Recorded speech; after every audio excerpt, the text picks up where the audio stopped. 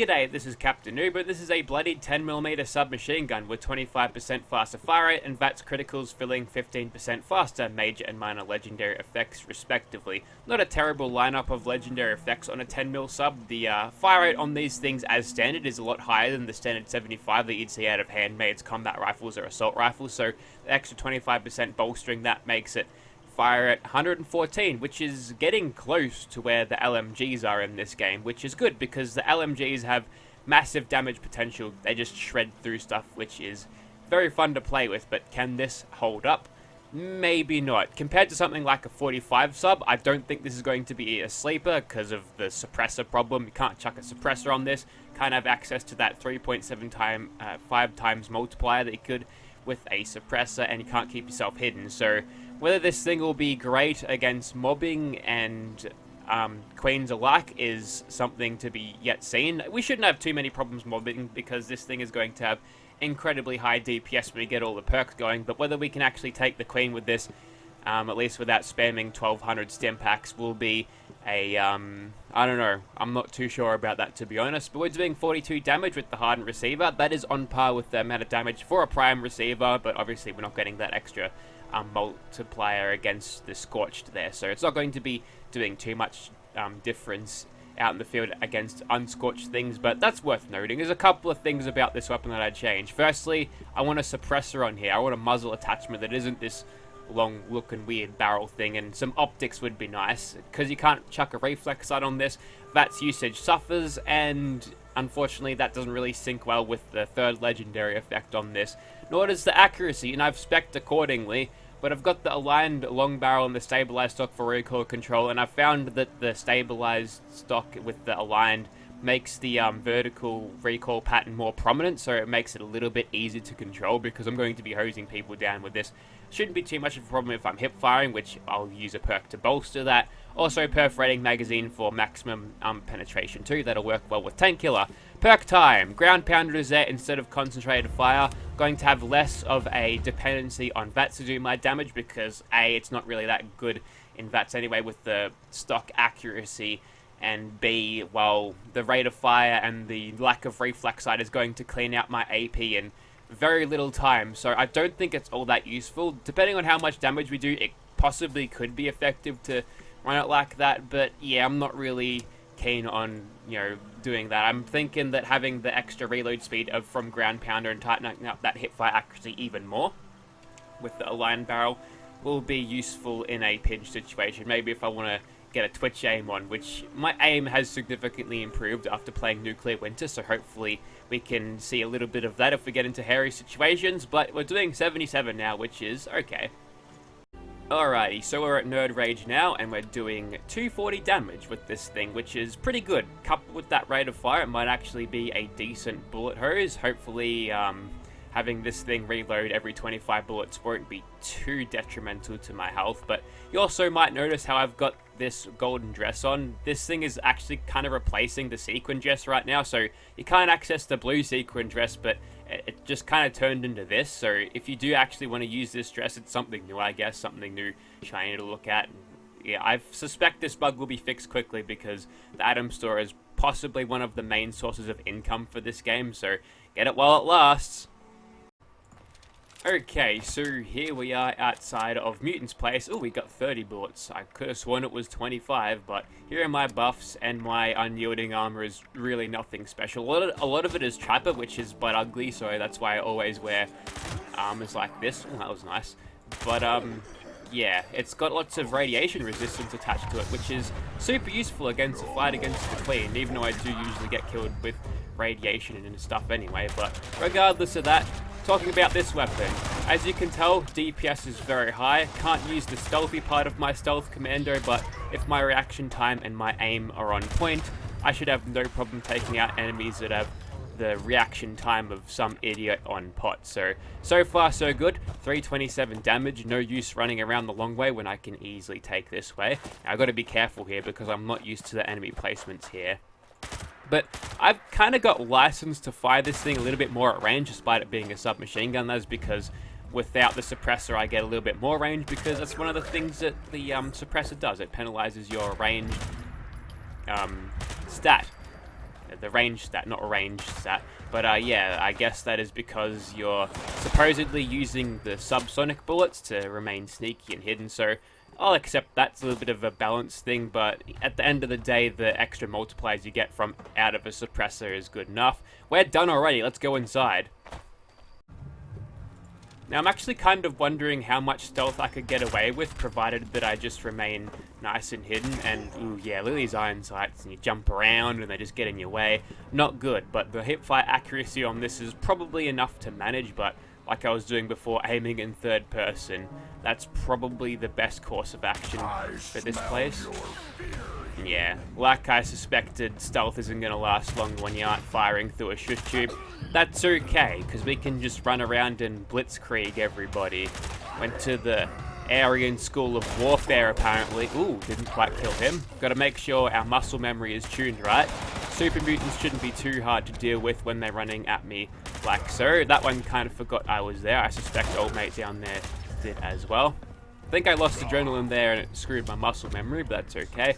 Aim high and we'll get a decent output for our aim anyway. That was a sneak critical because whatever. Because Escape Artist still does great work despite having a loud and proud submachine gun. Now, if you do have Escape Artist, what you can do is aim after crouching because it gives you a little bit of a stealth boy cloak, which is weird. I remember before they implemented the actual cloak, your character used to kind of just fade out and go invisible. Fucking shit, that was close. Well then, this is the time where I go, I wish I had a suppressor on my weapon, but then my health magically sprang back up to where it was. DPS on this is going to be good enough to destroy everybody, and I reckon I might go through the hell room. I want to see if how far I can push this type of playstyle before I end up getting wrecked. Alright, 3 shots. 3 shots to kill them. Let's not give them the old 1-2 punch and leave them be. You need to go 3 shots for these guys. Make sure that's good. You know, it'd be cool if there was burst fire weapons in this game. Burst fire, come under rifleman, but have a little bit extra DPS. I reckon that'd be interesting. Whether that's super easy or hard to implement is, I don't know, up to Bethesda. People have done it with their mods, so there's no reason why we wouldn't be able to see that. I mean, it takes script external to get some sort of floating damage things in Fallout 4, and you know, modders implemented that, and there's a cool floating damage system that even changes color depending on how hard you hit stuff or whether you hit them in the weak point. So surely it can't be too far out of this world to ask for that sort of thing. And even if they can't figure out any cool weapons, just grab some of the older weapons from the original Fallout games. Ah yes, the floating corpse thing never gets old. Okay, so far so good. This thing's DPS is really manageable. This is working a little bit too well. Much better than I thought, but you're running in Rambo style like this using Bloodied. It's very high risk, high reward gameplay, and it's a lot more high risk when you don't have suppressors to, you know, fall back on, because basically as soon as I see someone, I know that I'm going to get shot at.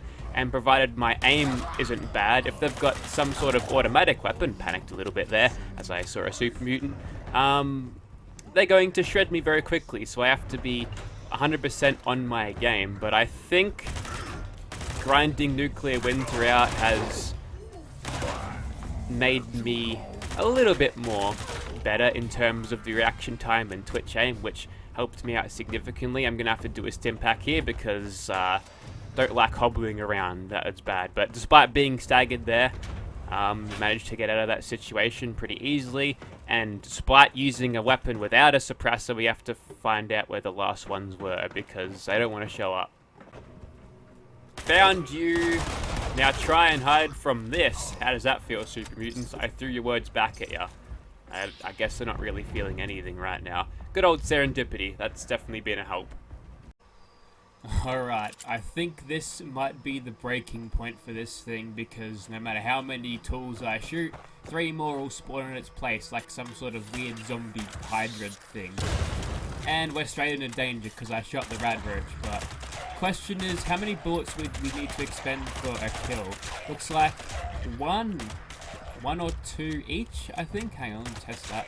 Okay, so the it doesn't really matter because they all kind of look like the same because they're all They've got the golf clubber thing about them, but I was going to say, the gangrenous ones look like I can just get away with the one-shotting them, which is useful, and the charred ones will take 2 shots.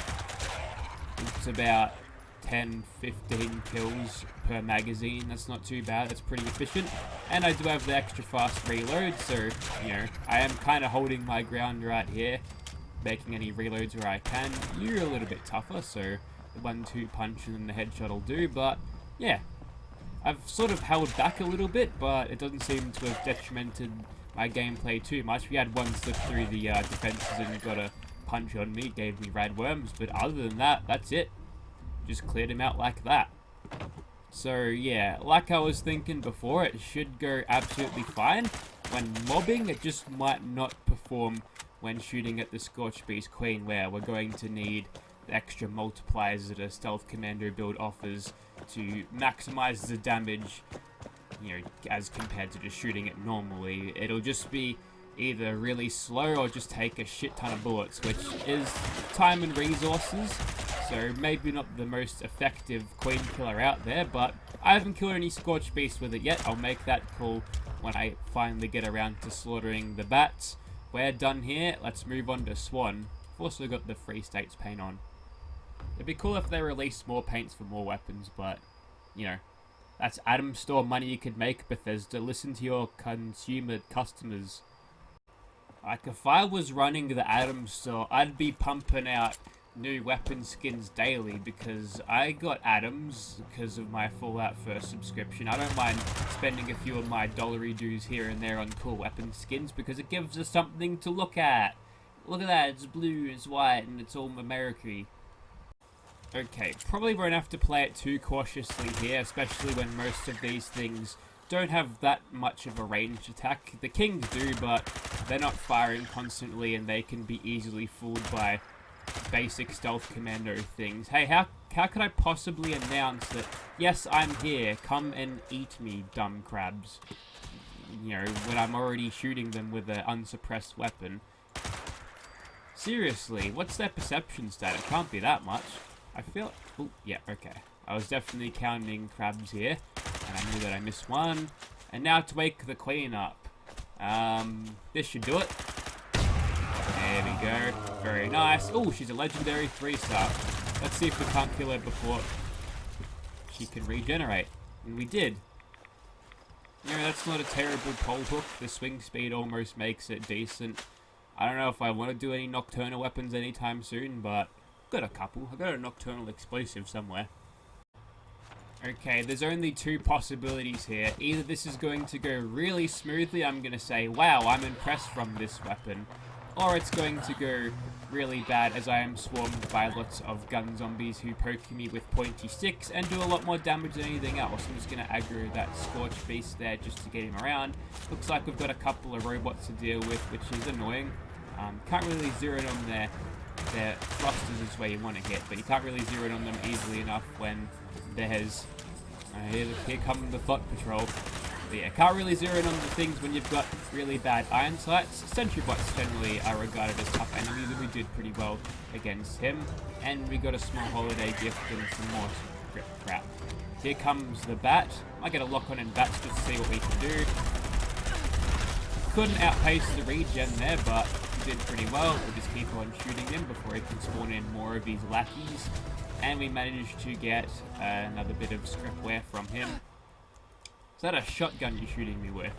Really, at this range?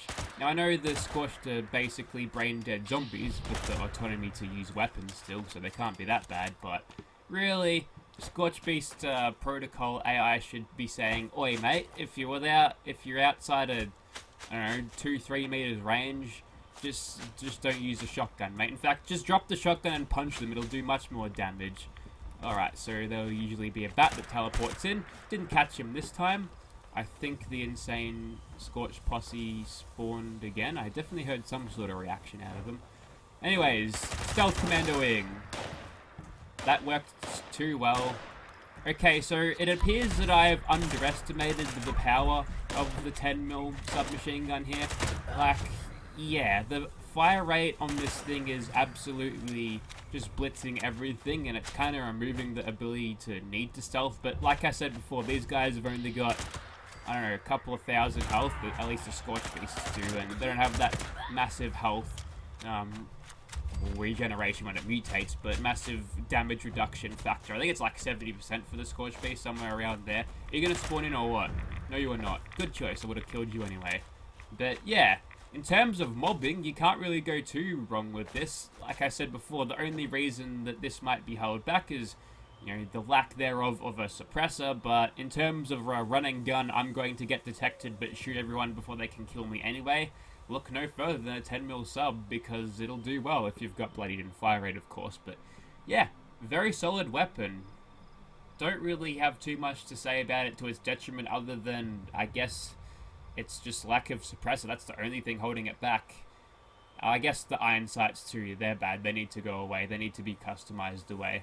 If we get mod support one day, maybe I could do that myself. It shouldn't be too hard. But anyways, if you'd like to see this weapon in your game, go get your own. You know where to get them. Market, Murmur, random legendary drops, all RNG.